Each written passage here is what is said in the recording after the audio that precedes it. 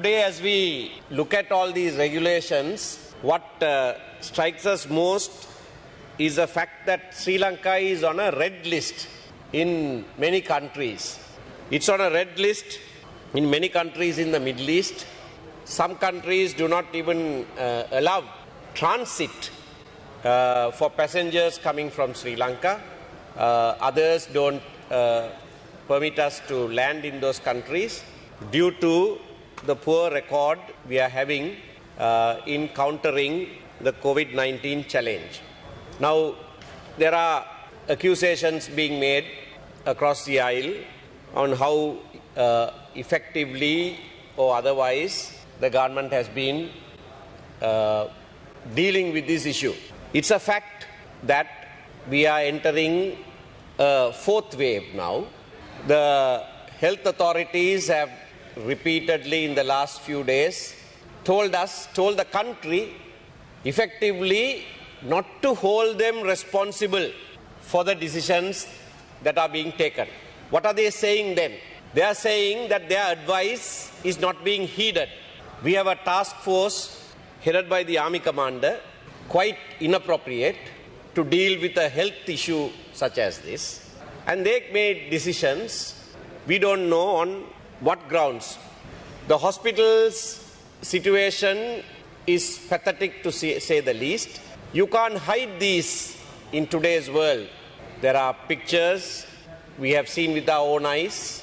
The situation that is worsening by the hour. I say by the hour because after coming to the house this morning, we have been informed by text that several of our colleagues have tested positive from both sides. That is an indication, if you like, of what's happening in the rest of the country. And in such a situation, we are relaxing rules with regard to movement. This virus doesn't move by itself. It is carried by humans. So, permitting free movement at a time like this is a sure recipe to have a disaster. When we had 1 or 2 persons tested in April last year, we closed down the country for 2 months, practically. But when near 100 are dying every day, we are removing these restrictions. Now, I have said this several times before. Even these restrictions are not being imposed legally. So there is a huge problem with regard to that. We have said this from April last year. A bill was drafted and given to the government. Because the government wasn't moving, I have even presented it as a private member's bill that was tabled in this House on the 28th of April this year. But the Health Ministry to which it has been sent is quiet with regard to that. It's not responding. That provides a mechanism by which these restrictions can be brought into play legally. Now it is all ad hoc. They are called travel restrictions, provincial travel restrictions. There is nothing in the law that provides for any of these to be done. Quarantine law only permits quarantine. Now, how many times should we say this? Parliament has met regularly since August last year, and we are still unable to do that one thing that this House is empowered to do in fighting this issue. I mean, we can talk, we can debate, but we are a legislation-making assembly. That's our primary duty, and we are not doing that. We are not doing that because the government or those who are actually wielding power want to keep that power in their own hands and continue to keep it and exercise it on an ad hoc basis so that they can act according to their whims and fancies. There is no rule of law. From this morning, several issues that have been raised, we know that the Minister for Public Security is unable to answer those questions. All I can say is ask that question officially. I mean, why do we meet here? And questions such as that of persons being abducted, I repeat, abducted by the police, not in uniform, is a very serious issue. It only shows a thorough breakdown of the law and order situation in this country. I don't know why we even have a minister called a public security minister. When senior lecturers, student leaders and others are abducted in broad daylight, when so much, all of that is being filmed by police personnel in civis. Why do they have to come in civis? Why do they have to come in white vans? You are reminding the white van culture. You want to tell the country, remember, we did this earlier, we have brought it back. You want to bring back those memories. You want to instill fear in the people's mind. And that is why you are doing this. But as was raised by the leader of the JVP, Honorable Anurakumar Dissanayake, somebody else will do this tomorrow. And we won't know whether it is the police or someone else. The underworld will do this. There will be abductions for ransom.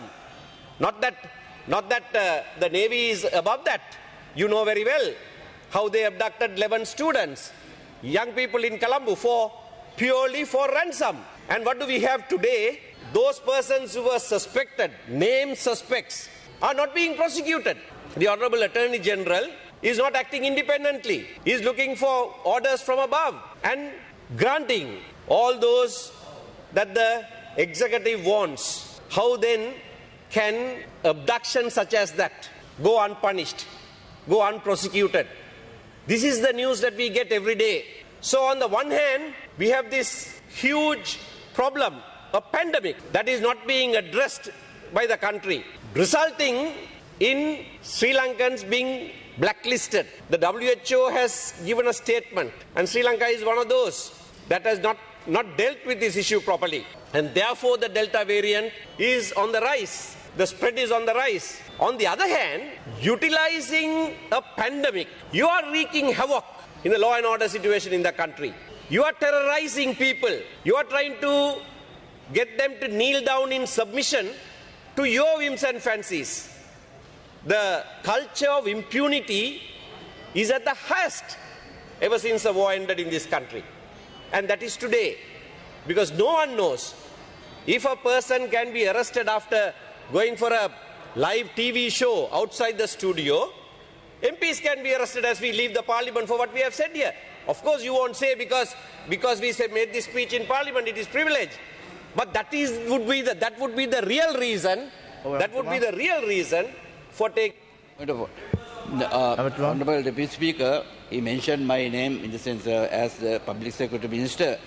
Honorable Sumandiran is talking nonsense, statement which has no meaning. I'm just telling you, right? No, that is because you mentioned my name. You mentioned my name, right? Okay. Yeah. No, you criticized me. You criticized me. So you criticized me. You criticized me, and that's why you have the brass to call my speech nonsense. Who are you? Absolute havoc you are wreaking in the country, and you are the brass neck to stand up here and try to answer me. Sit down, please. You speak when you have to speak. You don't answer when questions are raised. All you can say is raise it officially.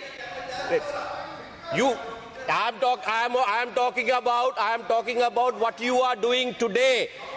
How you have set the goons on the attack to arrest university academics, to arrest teachers, to arrest trade union leaders, not in uniform. If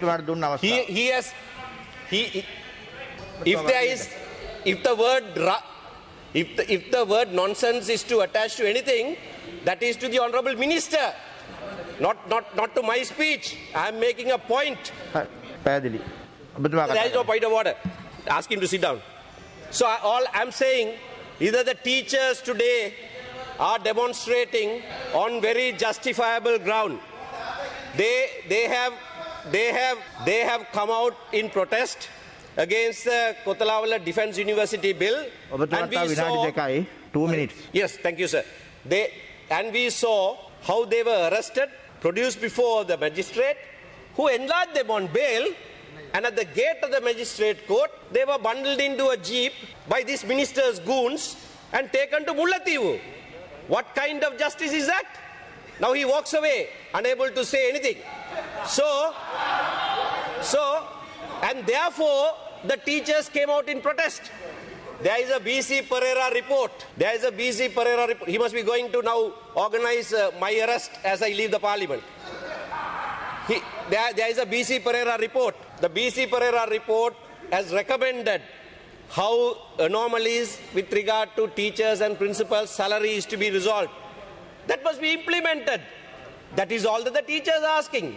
You don't have to attack them like this. You don't have to arrest them for this. You don't have to arrest trade unionists like this.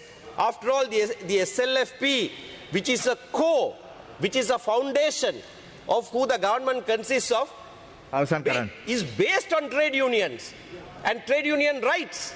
If trade union rights can't be respected by this government, I don't know what they will respect.